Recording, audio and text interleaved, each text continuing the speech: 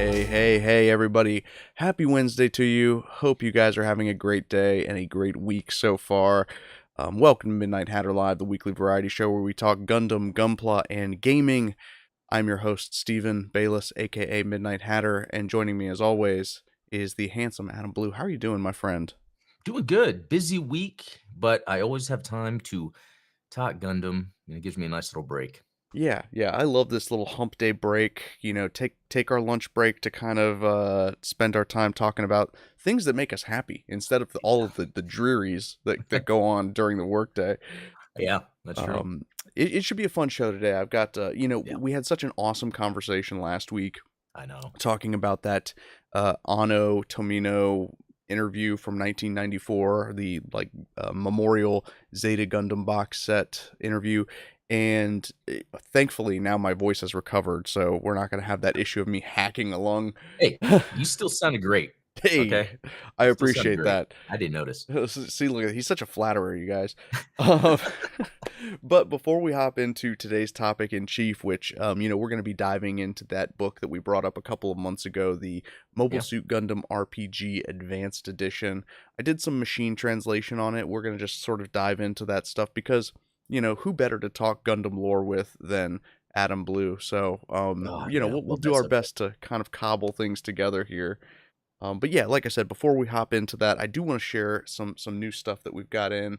Um, Friend of the channel and dear friend of mine, Shirt Lad, sent me this uh the Gundam Base Limited Hyzak, well, the Hobby Hyzak Advance of Zeta reboot. Interesting that we don't have a regular Hobby Hyzak kit, but we have the Advance of Zeta reboot Hobby Hyzak. So I know. this is a treasure to me because this is authentic from Japan. So very cool. Thank you, Shirt Lad. I think he's actually still streaming right now. So Oh, if you bailed out on his stream to come here, you just go back there. You can catch the rerun here. but dude, that is awesome. Oh One, yeah. hobby Hyzak. Two, AOZ. Anything that's an AOZ reboot edition is awesome, but a hobby Hyzak, like, Yeah, I love it. So, and man, you guys have got to stop sending me stuff because now my backlog is getting so insane. Between the Bound Dock that Zeonic Shadow sent me, the Geno Breaker that yeah, the Goose Zoid. sent me, and now I've got this Hobby Hyzak. I don't know if I have the hobby bandwidth to cover all of the hobby supplies that I've got. But in addition to that, Shirt Lad also sent this one of those forgot that like I'm using a different camera today. So this is one of those Exceed Zeta Gundam model heads, one of the little Gashapon ones. He says that he thought it was a Zeta Plus, but I have a feeling that he knew it was the Zeta. So this thing is pretty sweet, and That is. I'm excited to. It's got plenty of room in there to pop some LEDs in there, so I'm going to do that. And Yeah, back when I first got into Gundam, I remember being at a mall that had one of those machines, and it had those, but it was like, I guess, the original series of like just RX-78 heads. yeah, And I was like, wow, this is neat, but I haven't seen it since. yeah, I'm definitely gonna have to check that out. Today, I thought about doing this, but I think that just the logistics of it didn't make sense. But since Bandai Collectibles opened up that flagship store here in my hometown, it's like They five did? minutes away from me. So Whoa. let me know if you guys would want me to do that. It would probably not be the highest quality stream since I'd be doing it from my cell phone, but like I think it would be kind of cool to stream going into the to the Bandai Collectibles store over at Hobbytown. So yeah. Oh, so it's like in Hobbytown? Yeah, They so have a apparently it's like within the Hobbytown there's like a whole section that is just Bandai Collectibles themed. and how'd you find out about this? Well, it's actually New Type Seiji on Twitter retweeted their announcement that they just opened in town here. So Wow. I'll have to keep an eye out or ear or whatever for, happening in Dallas or something. heck Uh, yeah, no, and that'd be I would cool. love to do more of those kind of like community meetups like we did in Yeah, Raleigh. yeah. I think that obviously Hangar 18 Hobbies was very cool hosting us. I would be interested to see if Hobbytown would host me and some of the guys. So, yeah, let's see. Oh yeah, also I see, we've got our friends in chat. We've got King Dylan, JamCalX, Zionic Shadow, Nike, uh 0629. So yes, I have been trying to play Gundam UC Engage. If you guys haven't checked it out, this morning Adam dropped a video with his thoughts on UC Yeah. Engage so far. That was kind of the joke of my wait screen before the Yeah. stream started, is it hurts my soul every time I fire up my iPhone 6 and like, UC Engage is telling me that your device is not on the recommended list of devices. Is it available for iOS in general It at is. all? Oh, Yeah. okay. Because I Yeah. was looking for a link to add in my, the YouTube description, I couldn't find it, but I don't use any Apple products, so maybe it just didn't pop up or something, but Yeah, and it's interesting because I did do like the pre-registration thing and I wasn't even sure if I was going to be able to download it, but then, I got the alert that it had already downloaded on my phone. So, that was okay. kind of cool. But yeah, it does just tell you that, and I think even Seiji mentioned this, is like his phone got super hot while running UC Engage. It's just like Yeah. such a That's true. Even I have the Ultra S22, um, and it was getting hot. And what was interesting was for that video I did, I found this app, and for free, I was able to mirror what I was doing wirelessly on my screen. that's so So I awesome. was just screen recording my computer while playing on the. I thought that was really fun, especially if someone wanted to see the game on a full screen. Yeah, that's great. And I think that and I think I saw some Gundam content creators doing that with Gundam Breaker Mobile Oh yeah, when that's that was right. That'd still. be a great way to easily capture some of that. Oh But yeah, definitely. I so, I don't know so, do you know then when you would think you would be able to play the game? Oh, I mean, I've kind of started it. I haven't gotten much time spent with it yet, so Oh, on a different device? oh no, I've been playing it on my phone. It's just every time I open it, it tells me like, "Hey, your device is not on the list of recommended Oh, devices." interesting. So, it works, but it tells you it's not recommended to play. Yeah, so for all I know, the animations probably look so much more beautiful on other people's phones, but my Mhm. phone is like all, the frame rate dips and things like that, but Well, Talos brought up something about using emulators. That might be a good idea to you know, use. I thought about that because, and that's one of the neat things about having a Mac is that, what is it, Xcode, the software that you can use to create mobile apps, you can actually run virtual devices on your computer. So that's something that I have the ability to do. But I think, though, UC Engage is the type of game that's made for a mobile device. It's not oh one yeah. that I would just sit down at home and be like, "Okay, I'm gonna play a game," and then play that. This UC Engage, I think, is gonna be when I'm in between things or out somewhere, and maybe I have some time. I don't see myself Yeah. like or it's where, "Oh, there's something to do in UC Engage today. I'll spend, like, 10 minutes and, do something." Yeah, yeah. I think that maybe like when I take my car to get its oil changed tomorrow, I'll be There you go. that's a good time to play. Exactly. Which I think it's good because I've had a history of harping on mobile games because I really do think, and I think you'd agree, mobile games kind of shifted what corporations have thought of what gaming needs to be, and Right. it's almost messed up the home video game market and PC video game market. Yeah. Um, Yeah. and now they're going back on it. A lot of companies are having to be like, okay, single player games are what people want on their consoles and PC. And not everything can have a battle pass, or Go monetization. So, figure. but UC Engage though is like an inoffensive way to make that adver game, which I'm just Right. randomly calling it an adver game because it's advertising Universal Century. Yeah. And I'm not gonna complain about that. Yeah, Yeah. yeah. It's But it's yeah. yeah, so I'm and what's interesting is it was released by Bandai, but it's not like the same Bandai division that does like Breaker. Right. So there still could be a breaker coming for mobile. It's just this is like a separate style of thing, which is interesting. Yeah, yeah, and remember we also have, STG Generation Eternal. So, Yes. it Yet another team at Bandai that's releasing that. Yeah, that's a good point because that is a gamer's game. yeah, I was gonna say With it. that's I imagine I will spend more time with G Generation Eternal than I will with UC Engage, but that's just because gameplay-wise, that tends to be what I engage with more. Yeah, No pun intended. very good. Um, but yeah, like I said, if you haven't got Adam's thoughts, definitely go check out the UC Engage Yeah. early review because, like you said, you and I haven't sunk a whole lot of hours into it yet, and obviously, what most people are attracted to is the gorgeous animation that Yeah. is in this game. So, Yeah, that's true. Well, cool. but yeah, what other Gundam things have you gotten into this week, Adam? Yeah, what other Gundam things have I gotten into? It's funny. I got this notification from Hobby Link Japan of a pre-order available, and it charged me, and I was like, "Oh, I didn't plan for that, but okay." And then I went to go look at what it was, and it wasn't something Gundam related. It was the Demon Souls action figure I like pre-ordered a long time ago and totally forgot. And I was like, you know what? I can do something other than Gundam for once, Yeah. since I've kind of restricted myself to Gundam for a while. See, now that's interesting. So a Demon Souls action figure, I think of that similar to like a Skyrim action figure. Like, so which is it the player character that you get, or did It you get one of the bosses? No, good point. It is the player character. It's so the default, if you The will, default that they skin. show on the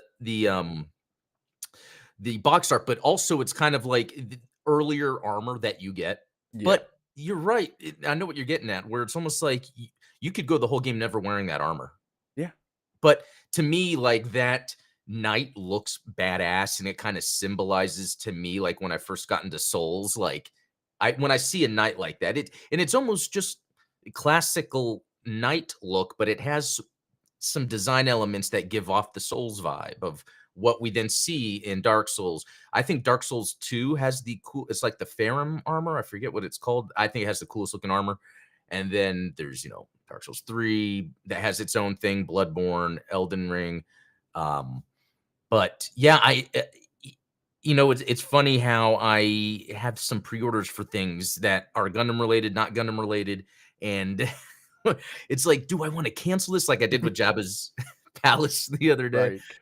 I'm kind of glad I didn't cancel the Demon Souls figure. It wasn't expensive, and I That's I cool. think it's neat. It lends to the video game side. Yeah, and so I would love to see more video game series action figures like that or model kits, whatever the merchandise may be, that really embrace that idea of customization where it's like maybe you get like the Yeah. base Commander Shepard figure, but then you can also buy like option parts sets where you can swap out the armor that he's wearing to maybe one of the other armors that's in the game. Dude, Um that's a good idea because I really think the idea of option parts, accessories for anything, whether it's electronics yeah. or action figures, people go after. There is a Bloodborne action figure I wanted to Oh, grab, and I didn't just because I was but anyway, it comes with a whole bunch of weapons. So even though it's just the one kind of set, the armor set, even though Bloodborne didn't have a lot, it's all yeah, the different weapons, which that's pretty is sweet. which is still pretty cool. And speaking of that, so I think I've talked recently about the brawling games I've been playing Yeah, lately. There's the River City Ransom, and then they made River City Girls, and then very cool. but what they did was Limited Run Games came out with a special edition that came with action figures of the girls Oh, with wow. accessories. And I'm like, that is a neat idea because it's not just like a cheap statue. It's an actual action figure and it's of both main characters. So, I love that stuff. Like, and Yeah. I'm pretty sure Gundam has done this in the past where a game would come out and then a special edition would have the Gunpla with it. Well, yeah, I mean, Armored Core 6 came out with like the Yeah, yeah, so I that's mean, right. it would be very cool to, hopefully some of the Gundam games coming, down the pipe will have that type of special edition treatment. I think anything that I would want to release, I would want to have something like that, and I'll 3D print prototypes and all that good stuff. Yeah. Yeah, Um, especially with the metaverse stuff coming, like, if the idea with Bandai is to have, like, your physical goods as part of the game, this goes back to Amiibos, Skylanders, there's opportunity here to really have a resurgence in the video game and the physical goods aspect of it. So, Yeah, definitely. you know, Well, cool, cool. Yeah. Speaking of pre-orders, I just realized that at some point this month I'm supposed to be getting my pre-order of the Land Battle Zaku Selma custom. Do you remember the Doan's Island, the oh yeah, yeah, the Southern Cross team? oh that's right. I totally That, forgot that I pre-ordered one of those Zaku's. and that So comes this month. it's supposed to, but I haven't heard Oh, anything. So we'll find oh, out. It'll just be one of those surprises, like, hey, trick it or treat. Here's your Zaku. because it's P Bandai, right? Yeah, it's So it's gonna. like they have that estimated date, and then they'll say we're getting ready for shipment, but then sometimes it might, yeah, still take. But that's awesome, man. I want to say I missed out on that, even though I wanted to, because didn't they have it where they started releasing each one individually? Yeah, that was kind of weird. I wish that they had done them all at once, but I think that I picked my favorite being Selma's because it comes with one of the knives, but it's not the commander Yeah. type like Egba. Um, and it's going to give me an opportunity to do a new little resin casting experiment that I'm going to be excited to try out. So yeah, stay Oh, tuned for that. okay. Now, that said, let me go ahead and hop into our screen share view. Yeah. Like I said, we are going to be looking at the Mobile Suit Gundam RPG Advanced Edition rulebook. We've shown this off on the channel before, when I was kind of just exploring alternatives to tabletop role playing for Gundam. And the Oh, most amazing thing about this book, oh, go ahead. I'm sorry. I was gonna ask, did you translate it?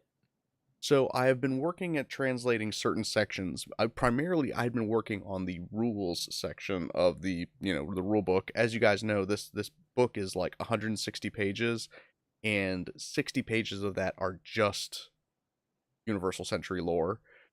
And Yeah. then there's like 100 pages that's like, well, so rewind. There's like 50 pages that are the rules to the book, and then there's another 50 pages of just unit stats. So it's got things like the Dob Day, the Big Tray. It's got every Mm, Gundam from 0079 all through 0083. So it covers a lot of ground. But one of the things that I love about this book, and I think that this is one of the things that we should definitely talk about more, and Adam's gonna love this, is just when it comes to tabletop role playing games, you really have to have the world building and like the setting nailed down, because if a player ever asks a question, it's not like a TV show or like a video game where you have your players or your audience are on this like restricted path where they can only go so far, they can only see certain parts of it. With a tabletop role playing game, if you don't have answers to particular questions like, well, why is it that the solar ray works? And like, what is the culture like on the colonies? And, how do they get food and this types of. So it has all of these absurd levels of detail. And we're barely going to scratch the surface of that today, because the only parts that I have machine translated from this section is just the timeline of the 1 Year War, which I think is going to be fun for us to walk through yeah. anyway. Definitely. So, Um, it's funny because all those little world building bits, I wonder like, why do I like that so much? Is it because I secretly wish I was in that world, even though it's pretty violent? You know, yeah, yeah, it's like I I need mean, to know this stuff so when I isekai there, I can know what money is and how to ask for food. yeah, exactly. How am I gonna make a living as a junker on a colony? Yeah, So, there you so go. actually, what I went ahead and did was I machine translated some of these pages, and I actually went ahead and formatted them as well so that we've got them kind of in their context on the page. Now that said, full disclaimer, because it's machine translated, there's going to be typos, there's going to be weird syntax errors, so we're going to have to work through some of that stuff and do our best to piece together what we've got. But yeah, let's hop right into it, Yeah. because I think there's probably a lot of ground to cover here, and you know, yeah, we'll see what kind of exciting um what kind of Details. revelations we can get from this, because like I Yeah, said, little. it's rare that you have a document like this that's technically like canon, that's official material. Yeah, that's true because, and before we start, like, it reminds me of how for Netflix, the guys who made Stranger Things made that Bible. And it would be cool, Exactly. like, if any property, like it would have Tomino had, okay, here's the Bible, you know. But it wasn't planned that way. I think that's kind of a newer thing now that creators do. I agree. Yeah, that's you know, and there's definitely a trap when it comes to storytelling, like getting into this world building trap where, you spend more time building the world than actually telling a story. But I think that, we've had 40 years of Yeah. Universal Century stories. I think we can afford to do a little bit of world building. Yeah. Oh, yeah. So, yeah, we're going to launch right into the start of the One Year War on January 3rd, Universal Century 0079. The Principality of Xeon declare. I think that's supposed to be declared war against the Sphere Federation government. I think that's Earth Federation government. Thus began Xeon's War of Independence. At the same time as the declaration of war, the Principality's army launched an attack on the Federation fleet above. This in battle. Um, in battle, the Xeon army uses a new weapon, the mobile suit, for the first time. After introducing it, Kunai, don't know what that means, but became aware of its power. The Minovsky particles scattered on the battlefield by Xeon forces neutralized radars by reflecting radio waves diffusely. So that's an interesting um, Very note that I want important. to dive into because we never talk about like how Minovsky particles actually do affect radar, and here we have like kind of a it's a brief explanation, but the But it makes a idea lot of that sense. yeah, it makes sense. It's like so it's not necessarily like oh all of our radars are down. It's the fact that the radio waves from radar are then bounced around kind of like if you've ever seen what happens when you shine light into water and it just kind of like gets refracted all over the Yeah. place. So that's essentially what is happening with the radar detection systems in universe by Minovsky particles. Which is excellent because this document is already going into the why mobile suit, you know? Exactly. So Yeah. I knew we were going to have some fun with this because Yeah. of these little details like this. So this made long-range radar detection impossible, rendering radar trench weapons completely useless. Battles centered on short-range visual combat, and the mobile suit fully demonstrated its usefulness as a humanoid mobile weapon with quick turns. The Federation fleet, which relied mainly on radar, was helplessly defeated by this force. At the same time, the Xeon military detachment attacked sides 1 and 2. So we knew that side 2 was where one of the colonies that was dropped was from. Like side 2, Hatta, I think is what it's called. And Um, okay, and it said something about the Earth Federation relied on radar. So even though the mhm. Minovsky particle was known and even the Earth Federation was a part of, even though it could have been the origin stuff written after, was kind of like protecting Professor Minovsky. I guess they hadn't considered it being used in combat to the degree, I guess, the Xeon forces did, so they can utilize the mobile suits in the way they did. Um, Yeah, it kind of makes you wonder, like, was it kind of hubris where it's like, oh, well, they would never think to deploy this type of weapon against us? Um, yeah. or was there something else going on? Was there maybe some kind of agreement? The Antarctic Treaty, Oh, yeah. the Antarctic Treaty obviously forbade the use of nuclear, biological, and chemical weapons, but, that didn't stop Xeon from doing so. Yeah. So then we get into, I forgot what these headings were called. But I think this goes into Operation British, obviously, Oh. so they are not limited to space. This was Operation British, which involved dropping a huge circular space colony with a total length of approximately 30 kilometers and a diameter of 6.5 kilometers onto Earth. 30 kilometers is what, like 60 miles, roughly? I I don't know. forget. Or I don't know maybe that stuff. it's half that because I'm thinking of like what my speedometer looks like. um Oh, I see. so it's probably like 15 miles. Okay. So yeah, roughly 15-mile long colony. It's pretty. I mean, I guess a colony would be about the size of like a city. I guess that makes sense when I think of how the crater is depicted. Yeah, definitely. And we're gonna get into that a little bit here because it does talk about the effect, right? So on January 4th, a pulse engine was placed on one of the side 2 colonies by a Xeon military engineering team. The colony deviated from its normal orbit and began a free fall towards Earth. When on the ground, it has the destructive power of 3 million Hiroshima class bombs, making it one of the most destructive weapons in human history. So if you can imagine 3 million atomic bombs going off. That seems like it would destroy the Earth. Yeah, that seems a little unreasonable when you think about it, especially considering how many colonies were dropped on Earth throughout Yeah. the universal century. But it's interesting to have that detail in there where it's like, wow, 3 million atomic Well, bombs. what is interesting, before World War II, when they were discussing the power and the effect of using the nuclear bomb, they were describing it in ways that, yeah, they don't know if it was going to destroy the Earth just by igniting one bomb, or if it would cause a black hole. So Yeah, I almost see the parallel in the assumed destructive power. yeah, definitely. Now, I didn't see Oppenheimer, did you? No, I didn't see it yet. See, No. that's we need to have like Zeonheimer the movie. Yeah, It's you know what? like That's a pretty good point because from what I heard from the movie, and I think this is the way to go about it, it's more about how him as a human dealt with what he did. And I would love to see, and they kind of do this a little bit, but I love to see Xeon soldiers or whoever was in charge of the either the plan or the put into operation, dropping the colony. You see from people within Xeon knowing it's happening, being like, "Uh-oh, this is not good," but the right. people that actually had to carry it out. Yeah, I Yeah. mean, and again, it's one of those things where like sometimes the side stories give the best perspectives because the Yeah. Marcosius team was actually on the front lines defending the colony as it was in free fall towards Earth. So it's like, man, you would think that they would have some serious PTSD having Yeah. done that and having watched it.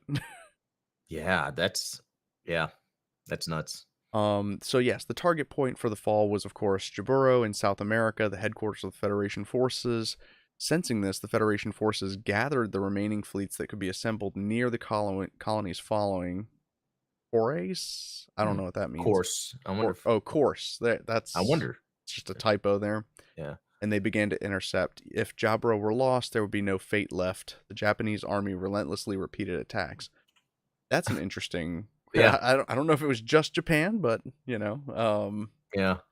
maybe that it could be. Oh, related to how Federation, the way it's used in Japanese, Yeah, it's like its own word or different word that doesn't exactly. translate or something. Yeah. Yeah, I think that that's probably what we're seeing here.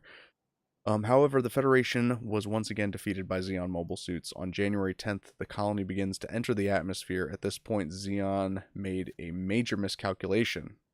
The colony, which had been damaged by the Japanese fleet, collapsed due to the impact and was scattered all over the Arabian Peninsula. The colony fell apart and off course. So Jaburo was unharmed, but the colonies fell onto the North American and Australian continents, resulting in um, great damage. The 7-day period from the start of the war on January 3rd was referred to as the 1 week war. Hmm. So a single colony might be responsible for about 3 million atomic bombs worth of damage, but because the Federation forces were able to destroy parts of the colony and split it, that could be why, it was It wasn't less as damage. Yeah. destructive. Yeah, because doing a lot of, more recent research in, like, asteroids hitting the Earth and all the damage that could be done, like, it makes me wonder. Although the depictions of Australia look bad of when it's It's not hit, like, great. so yeah, it really does look like it made a huge effect. Although, if there's anybody in the FBI watching, don't pay attention to the fact that Adam has been researching what type of damage an The asteroid would damage cause the Earth. dropping a colony would do. Yep, no. Um, no. But so yeah, after the week of war, they began reorganizing the Xeon fleet in order to repeat the failed colony drop. So that it wasn't enough. They were going to try it again. Wow. Lieutenant General Dozel Zabi, commander-in-chief of the Xeon Space Attack Force, took command and gathered most of the. We don't know what the rest of that sentence was, but thus Xeon's large fleet set out for Side 5, Loom, to carry out Operation British. So this is the Battle of Loom, which, we're pretty familiar with what happens here. At Yeah. first, the fleet had the upper hand in the battle due to its overwhelming superiority in numbers, and they were under the command of the famous General Revel, but the Xeon fleet began maneuvering to take down the colonies. They had to rely on their troops and their escorts and were forced into a difficult battle. Dozlzabi gives up on dropping the colony and switches his full strength to a fleet battle.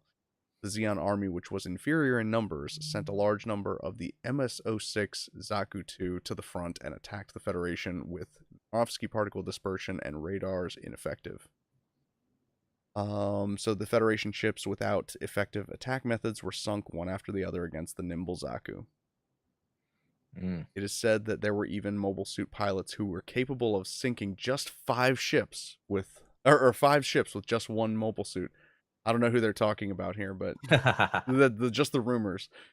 At that moment, when the Federal Army's colors began to deepen, an event occurred that determined their defeat. General Revel, the fleet commander who escaped the flagship, was sunk and discovered by special forces and taken prisoner. So that was when General Oh, Revel was captured first time.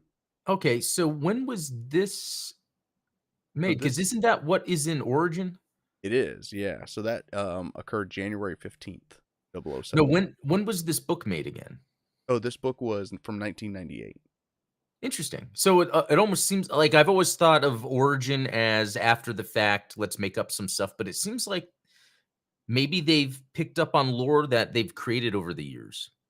Yeah, and that's one of the things you and I have talked about this a lot when it comes to things like Thunderbolt and Origin, where, some people are kind of hung up on some of the superficial changes that Origin and Thunderbolt make and how that affects the larger lore. But then if you pay attention to the story beats seem to match kind of Yeah. what happened in the existing lore. Yeah, exactly. And even details from like an RPG book or something like even Code Fairy, isn't it? A lot of it was from an old, well, not a lot of it, but some parts were from an old RPG book or old reference guide or something. That's what I understand. I Yeah. haven't been able to find that material, but yeah, I Oh, mean, I'll send it to you because I did find something oh, you about it. did? It was one of the characters, maybe Killy, and then um something that had to do with a decal or something. Uh Oh, so yeah, yeah, because there Killy is the older one. That's yeah. the commander. Mhm. Yeah. That would be interesting. Yeah, I definitely want to read that.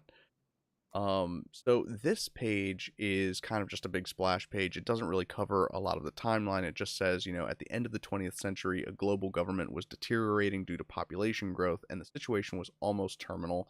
It was clear that in the near future, the Earth as a place for human survival would reach a complete end, and there was only one way left. Elon Musk had to get us to Mars. No, I'm just no. We had to move into space colonies. The space colony plan, which Federation changed into an organization. So yeah, this is kind of just goes over because obviously, we went in kind of headfirst into just the 1 year war. This kind of covers the backstory of, leading up to the beginning of the universal century. Um oh, here we go. This actually is some interesting stuff in these 2 paragraphs because we get to hear something about Zeon Zum Daikun. So, as the world progressed and more than half of the people lived in space, conflicts began to emerge between the Earth Federation government and Spacenoids. Federation, with its elites, began treating each side like a colony. In contrast, the politician Zeonzum Daikun advocated a policy of countries or side nationalism. Um, Hmm. Countryism is also becomes called Zionism and is meant to prevent the Earth from becoming Mm. any more imperial, any more. I don't know Yeah. what they could possibly be addressing there. The idea is that humans will move into space, and this will allow them to advance to a new stage of evolution, where Zeonzum Daikun was, you know, predicting the appearance of new types. Yeah. He put this idea into practice on Side 3 in the year 0058 of the Universal Century. They established the Republic of Zeon. They put economic pressure on the sides and intensified their oppression against the sides. Moreover, this caused further dissatisfaction with the federal government among the Spacenoids. As a result, many people who cooperated with Zeon gathered at Side 3. In 0068, Zeon is still alive, and Zeon's right-hand man, Dekin Dezabi, Degwin, it's Degwin Zabi, becomes the Yeah. second prime minister. Jin is not sure of the truth behind this story. The following year, the side was ruled by the Zabi family of the Principality of Zeon, with Degwin as prince. In October of Universal Century 0070, the Principality of Zeon issued a national mobilization order and entered into a war of independence against the Federation government, which has been in preparation for many years. So the way I'm reading it here is it's like the the sort of prelude to the 1 year war was actually almost a decade long. You Yeah, know, there Degwin was a Zabi was already kind of um staging his coup. yeah, which I guess, it makes sense that it would take some time and all kind of the different elements in the players, are kind of mentioned, as it builds up. Yeah. Yeah, absolutely. Let's see, my little slow scrolling here. Wow, look at that. So on the right hand side, Yeah, so the timeline didn't translate as cleanly. I'm gonna have to go ahead oh, and translate that line by line because it didn't wow, want to translate the entire block. But wow. we'll do what we can with just our paragraphs of text here. So with the end of the Antarctic Treaty, which remained a wartime treaty, the Principality of Zeon's plan to gain autonomy over the Earth through an Earth invasion operation completely collapsed. Even if an end of war treaty were concluded, there would be no favorable conditions for Zeon. All that remained was the path to complete resistance. So this is where, you know, and I think we've kind of talked about this before, where like the individual Xeon soldiers, whether or not they condemned the idea of dropping colonies and the sort of war crimes that Xeon had committed, the problem that they were facing was that if Xeon didn't complete the invasion of Earth, they would have to sign a treaty that would dissolve Xeon, and because they were at that stalemate, right?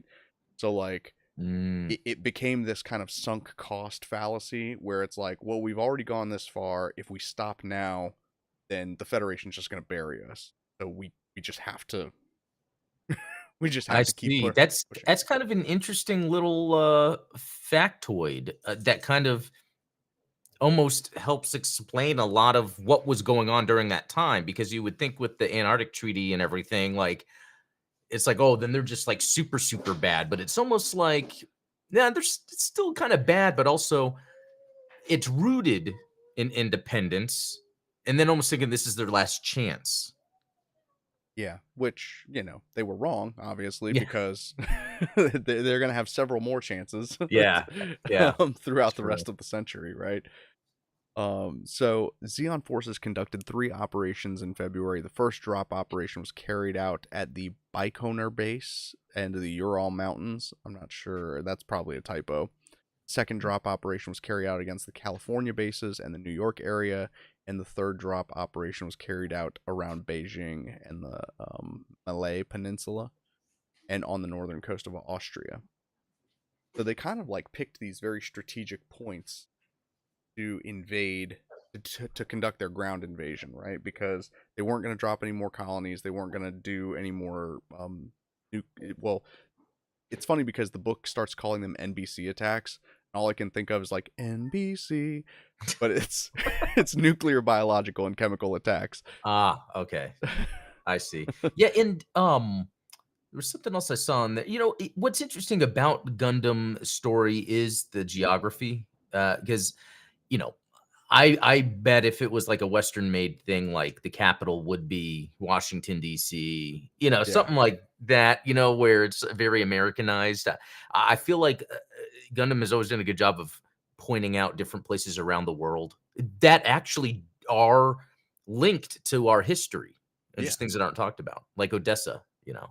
yeah, and it's very interesting because you mentioned during the Operation Odessa lore video that you did that that was a mining facility, and so it Mhm. makes sense that that was a very Yeah, rich tactical target. Similarly, the California bases were where the Federation's navy was the strongest.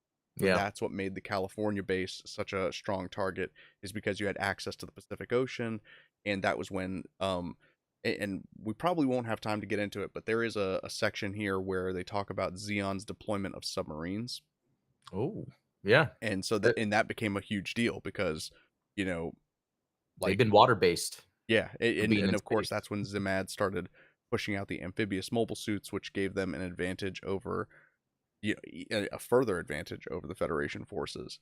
Um, That's interesting. Now it does talk about, of course, the Federation fighting back, and despite the fact that the Zaku 2 performed so well against fleets, didn't perform so well under gravity at first. And so that's where you have the ability of, tanks and infantry units able to bring down Zaku's and leading to that stalemate. And Yeah, MS Igloo kinda shows how the Federation troops on the ground were fighting against the Zaku's. Yeah. that's what made the prevalence of amphibious mobile suits like the GOG, the ZGOC, that's what made them such an advantage for Xeon to have. Yeah. Wow, all of that stuff has been thought out. Yeah, it's it's crazy. We don't give this franchise enough credit, I think Yeah. sometimes. So Xeon's invasion of Earth left the Federation forces with a knife pointed at their throats. However, the Federation forces did not have the strength to counter this in their current state, so their first priority was to strengthen their military reserves. Thus, in April 0079, Plan Vinson and Operation V were launched. Now, Mm. Vinson is a new project to me. Have you heard of this? No. No, I'm gonna have to look more of that up. Interesting that it's Vinson with a V, just like Operation V. Yeah. Uh, so curious if there's something related there. We're gonna have to do some further research. This is the first I've seen that. Same here. So, Yeah. the Vincent Project is a plan to rebuild the universe that was destroyed in the previous battle by pitching spaceships as Magellan class battleships and Salamis class cruisers from production bases centered on Jaburo. It was a plan whose ultimate goal was to develop mobile suits, which was the decisive difference in military strength between Xeon and Federation forces. On the other hand, even though Xeon succeeded in conquering Earth, it did not mean that it had the military strength to finish off the Federation. Xeon's national power was sufficient to maintain the occupied territory gained from the invasion, and that was the best it could do. From April to June, both armies increased their strength and resources, and that was what was focused on. Therefore, in various places, skirmishes and guerrilla warfare could prove enough to make a huge difference. No strategy was carried out. Okay, so Talos Mobius is saying it is just Project V, just mistranslated. So, or potentially, so it is Yeah. possible, you know, quote and quote. So we might do some more digging because I don't want to spread misinformation. Exactly. That'd be yeah, that's Yeah, interesting. I mean, it's just interesting that it says both, right? Yeah, yeah, exactly. That's what I find. So If if it not, just said Vincent Project, then that would be one thing, but yeah. So I'm interested if that is a whole other thing too, because Operation V to me seemed more specific to the gun, tank, gun cannon, the white the base. Gundam. What if Vincent was just the overall hey mobile suit deployment? Mhm. You know. And again, like we talked about earlier, it's one of those things where, um, we kind of discredit Origin as, changing the timeline in some way because the Federation developed mobile suits earlier in Origin than they did the original series. But what if Origin kind of observes this Vincent project? I don't Yeah, know. we'll have to look into that to because that's the whole thing about translating. Who knows how much stuff that we thought we've learned over time was not explained correctly, Right. due to this Yeah, I mean, translation. we talked about this just last week, the kind of ideas that were lost in translation. Oh yeah, with the interviews. Yeah. So, yeah, I did want to get to this section because we get into the beginning of the Battle of Odessa, which I think we have enough time to cover it before we sign off. We are going to sign off a little bit early today just because we have some things that we need to get to right away after the stream. But yeah, and I'll end up making this document available to everybody, Oh, so cool. that you guys can read it and tear it apart as you will. So, the battle in Odessa lasted 3 days. Colonel Makube, or Makube as it is Pretty spelled good. here, tried to defend Odessa by using nuclear weapons, which are prohibited in the Antarctic Treaty. but in the end, he was forced to defend Odessa against the country led by General Revel. Interesting, it doesn't actually cover when General Revel escaped from Xeon custody, but obviously he does because um, Yeah. Yeah. high-ranking Xeon military officials aboard the spaceship Zanzibar into space. Most of the soldiers left behind are federal troops. Surrendered to Japan, but some of them were in Xeon's sphere of influence in Africa. Okay. After that, the battle continued with the Jin Project withdrawal into space when they began preparations to defend their homeland while the Federation forces continued to support Starfleet. Of course, the universe, however, the strength of the Xeon army was being increased. So, a lot of How syntax much issues. could it be that Jin is Jim is GN? I think that that's exactly what we're encountering here is that Okay. Jin is a mistranslation of Jim GM. Okay. Because then that would make sense. Yeah. Yeah, that actually follows. Space Fortress Solomon was completed in May, and Space Fortress Abaku in June. As a result, the Xeon forces had already completed a homeland defense line connecting Solomon, Abaku, and the moon base Granada. So they gave up Odessa because they had already completed their space fortresses, and so they were already planning to retreat from the Earth. Okay. So it was something they were gonna do anyway, I guess, because they knew that the time was gonna come. Yep. Um, but they tried to get as much as they can from there. Okay, that makes sense because sometimes I'm like, why are they trying to occupy the enemy territory on the enemy territory? Like, Right. you know, And I think that history lessons will show that like when you try to have occupational forces, it just ends up, you end up spreading your battle lines too thin. It yep, becomes difficult to maintain that while I mean, you play RTS games as much as I do. yeah, You can't send out your whole army and then leave your base unprotected. yep. So due to the defeat at Odessa, Xeon had no choice but to reduce its sphere of influence on Earth, but it still did not have enough troops left to stand up to the Federation, and the submarine fleet was especially active around this time. That's what I was talking about earlier, is they gave up their land control in favor of the naval And control. if we look at Thunderbolt, especially the second part, which takes place after that, a lot of it is naval Naval. based. Yeah, Yeah. And then so this actually is going to lead on from Operation Odessa into the assault on Jaburo, which again was a naval assault yeah, that's primarily right. because that's where you had the amphibious mobile suits making their debut. Love it. So I think that we'll go ahead and stop coverage there, just to leave it at that. But I do think that this has been a very cool exercise in looking into some Yeah. of these details that, again, I think would make running a tabletop RPG in the Gundam universe so much more rich and fulfilling.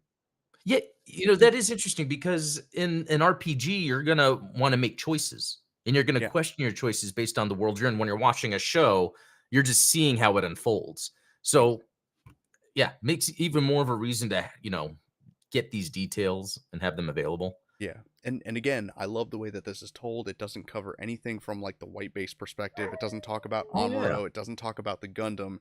It It's is not like specific. propaganda-like. Yeah, Yeah, yeah. This is almost what you would experience, as just a citizen in the world at this time. Like what yeah. type of news they would have access to.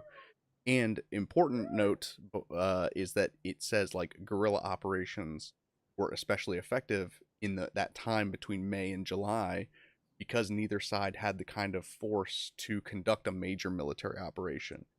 So when you're talking about Mhm. something like a tabletop RPG where you're playing as characters that aren't pivotal to the main conflict, you can have these little, Yeah, small battles that have huge consequences in like a guerrilla type yeah.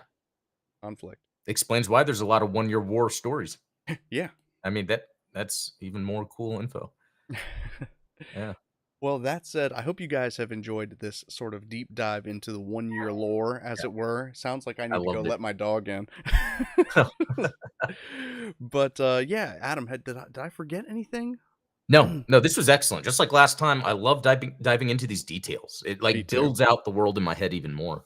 to be Yeah, so honest. we're definitely going to do some more coverage on some of the content in this book because there's a lot to cover. And, as I translate it and as we kind of work through this machine assisted translation, we're gonna definitely do that. Um, Definitely tune in tomorrow. The Gundam Yep. Explained show over on Mhm. Adam's channel. Links down That's in the right. description below.